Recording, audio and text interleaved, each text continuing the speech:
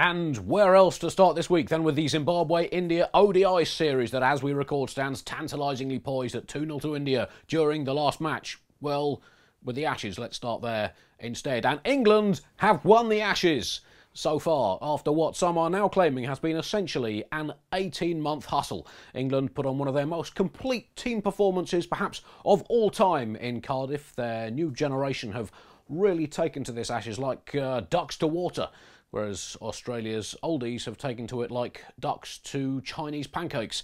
I'm pretty sure that Brad Haddin's gloves had cucumber fingers, whilst Shane Watson's pads were certainly smeared in absolutely plum sauce. So it's 1-0 as we head to Lords. It was a result that came completely out of the blue. No one saw it coming, which is, of course, 21st century parlance for it was a bit of a surprise, although most pundits and players had been saying the series would be quite a lot closer than most people were predicting. Elsewhere, and we're just hearing that bits of the IPL have been suspended for being very naughty indeed. The owners of the Super Kings and the Royals suspended for 2 years. There haven't been this many Kings and Royals chopped since Paris in the 1790s. Thanks very much. Where does this leave the IPL? Well, it'll be fine. But at least it is the first step towards spraying some ethical air freshener to camouflage the stench of wrongdoing in cricket's snazziest league. And in associate member news, Ireland's John Mooney has proposed that players in the World T20 qualifying tournament wear black armbands to symbolise the death of associate cricket. After the 10-term Team World Cup ruling, the ICC has stymied Mooney's protest, and an ICC spokesman or other responded, "Come on, at least wait until associate cricket is actually dead. All we've done so far is inject it with a slow-acting fatal poison." And that is the news this week. So, Frederick, that wasn't quite the start you were hoping for, was it? No, certainly not what the doctor ordered, unless that doctor was an unlicensed backstreet quack trying to shift a consignment of illegal counterfeit prescription drugs, which he might have been. Or unless that doctor was me. So what can you baggy greensters do here at Lords to win the second test? Well, bat better would be a good start, and then maybe think about bowling better and fielding better. All of those three things would be good, and maybe fit Ryan Harris with a new bionic leg. Well, you could maybe try Shane Watson's leg for that. That seems pretty indestructible when you think of the amount of impact it has sustained over the years. Thud after thud after thud after thud after thud, and yet it keeps coming back for more. Maybe give that a go. Yes, Doc. Maybe we will. So the Ashes underway. Latest score there for you, Jared. Australia seem to be caught on the hop. Basically 2 years since Australia saw England play cricket. Still waiting for the lab test results to find out exactly what they were playing in the 2013-14 Ashes and this year's World Cup. And, well, England have changed. England have changed. Faced with a pitch that was as much fun as an Ashley Giles mixtape, they played attacking, dare I say, reckless cricket at times. Australia was staring at the pitch, sort of hoping it would turn into a butterfly, but it stayed into, I don't know, whatever it was, that confused mess. Yeah, well, I mean, it was a great time to be an England cricket fan. Jimmy Anderson on the third morning when Australia might have got back into it, didn't just make the ball talk. He made the ball break down in tears and confess to a string of unsolved crimes dating back to the 1970s. Glorious to see. Great team performance. Yeah, on the other hand, Mitchell Johnson took no prisoners and took no wickets and ended up down with the guys down on the boundary, almost flirting with them. These were the same people that were crying over him in the last Ashes, and now they were laughing at him when he couldn't take any wickets and he was kissing his cap. Joe Root, once again, a key factor for England. On current form, I think even if Australia kidnapped Root, locked him in a special one-person diving bell at the bottom of the Marianas Trench in the Pacific Ocean, with nothing but basic food and a book of cryptic crosswords to keep him busy, and then let him out in September, he would still probably find a way to make at least 2 more centuries in this Ashes. That is the kind of form he's in. He's in Mitchell Johnson, but with a bat form. But not this Mitchell, the pre-Mitchell, you know what I mean. Yeah. When Mitchell Johnson took wickets. Yeah, Mitchell Johnson, I don't know, was that Mark 7? I don't know what stage of his career that was, but the good Mitchell Johnson. Mitchell Johnson, yeah. What do you think about Watson's constant LBWs? He reviews a lot. How does that make you feel? What is your nickname in the dressing room?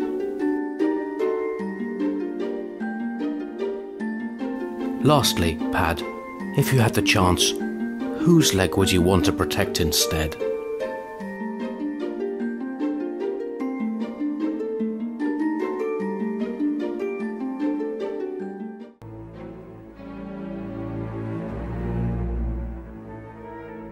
So how have Australia reacted to their first test drubbing? Well, let's find out what the big cheeses have been saying. Of course, in press conferences, we know people in sport don't say what they really mean. Luckily, I have with me once again the Equivocax Subtextricator 3000X. Very high-tech device interprets the subtext of what people really mean when they say something. I'll just switch it on now. Subtextricator on. Okay, Jared, I've just got to quickly calibrate it, make sure it's working correctly. Can you just tell me, what do you think of the two men out series so far? Oh, it's been alright. Let's find out what he really means. It is the best thing I've ever seen in any medium. Couldn't agree with you more. And Jared, what do you think of my performance so far in today's recording? Not great. I am finding it powerfully erotic. Eyes up, mate. I'm not a piece of meat. So anyway, let's move on now to what Australia have been saying. Darren Lehmann, the baggy green coach, described the first test as a minor hiccup. What did he really mean by that? It was a major hiccup, the kind of hiccup that looks suspiciously like a full-body retch that could easily result in breakfast being jumbled into a bin. Yeah, that sounds more like what he actually meant. And he talked about Shane Watson, who could well be dropped from the second test. He said he'd be disappointed with that. So are we. At the end of the day, you don't want to get out LBW all the time, and you want to make more runs. What could those cryptic words possibly mean? Mitchell Marsh is a good young player.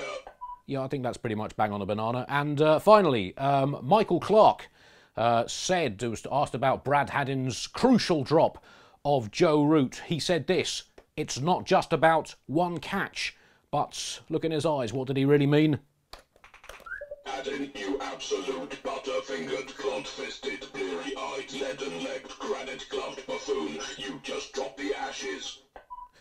So there we are, we're seeing the truth behind the Australian words. Hello, cricket. This is the ICC. We would like to congratulate Bangladesh on re-requalifying for the Champions Trophy, a tournament designed to keep them out. Unfortunately, as Bangladesh have now re-requalified, we have decided to change it from the top 8 ODI sides to the top 6. Sorry, bangers, but it's just not an exclusive enough tournament if you're there.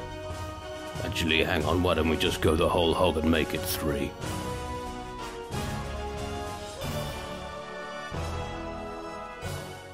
So, Jared, what went wrong for Australia? And please try and keep it brief, I'm a busy man. Ryan Harris's knee, Mitchell Starc's ankle, David Warner's aggression, Brad Haddin's hands, Chris Rogers' whole body, Josh Hazelwood's youth, Shane Watson's front pad, Adam Burgess' honeymoon, Mitchell Johnson's pace, and Steve Smith's invincibility. Right, but on the plus side, Michael Clark's back seemed all right. Except for that bit where they bounced him and he looked a little bit ginger and then he lunged at the ball like an 83-year-old man at one stage. Yep, it looked fine. So, given all that, what is going to happen in the rest of the series? Well, there's obviously only one possible result from here. Australia's going to win 4-1. You can take the boy out of Australia. You can't take Australia out of the boy.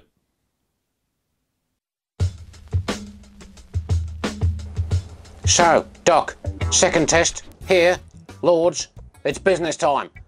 This is the test match that separates the seaside donkeys from the thoroughbred Kawasaki 350s, sifts the caviar from the frog spawn, siphons off the champagne from the special brew, sorts out the sausages from the... You've made your point, Frederick.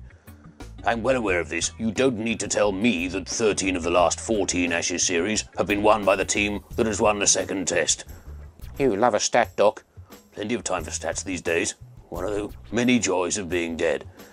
And that 14th match was a rainy draw here in 1997 in which we skittled you guys 477 before rampaging 2-3 consecutive victories. So, bring it on. Happy to, Frederick. We have got all the momentum. Doc, momentum is like a 1930s Russian poet. by which I mean it can disappear very quickly indeed. We've been called up yet? No, Doc? Oh, it's just that Pat Cummins is in the squad now, and he's only played one more first-class match since 2011 than you have, so I thought maybe... Well, always ready. Might have popped my clogs, but I've still got my boots. Waiting by the phone. Kagiso Rabada has set himself up to be perhaps the greatest failure in Test match cricket. Andy, what has he done so far? Well, on his ODI debut for South Africa against Bangladesh, 6 for 16, record debut figures, including a hat-trick. Just 2 months ago in February, he took 9 for 33 in a first-class match for the Lions against the Dolphins, although just wait until the return match in the sea. Dolphins tend not to travel too well to away fixtures, I've found. The hat-trick were his first 3 wickets in ODI cricket. It's also very important to know that as a young black South African cricketer, with all the politics and all the nonsense and everything there, he's basically put himself into an absolute no-win situation. He can only go downhill because he's so awesome at this stage that he can only ruin his career from here, I believe. It's absolutely naive to start your career in a blaze of glory. You really want to take more the Alan Mullally path, I think. Yeah. Or maybe somewhere in between Rabada and Mullally. I think that is that's the go-to course for a young cricketer. Weirdly, Alan Donald didn't mention Mullally when he was talking about him. Odd. Alan Very Donald said he's built like a racehorse. Yeah, well, England had a bowler like that once, Phil Tufnell. Sorry, no, he batted like a racehorse until the running between the wickets bit. Just remember here, we have what is one of the most exciting young black South African cricket prospects in generation. And Andy has compared him to Mullally and Tufnell. Shampoo. What I wanna do? Shampoo.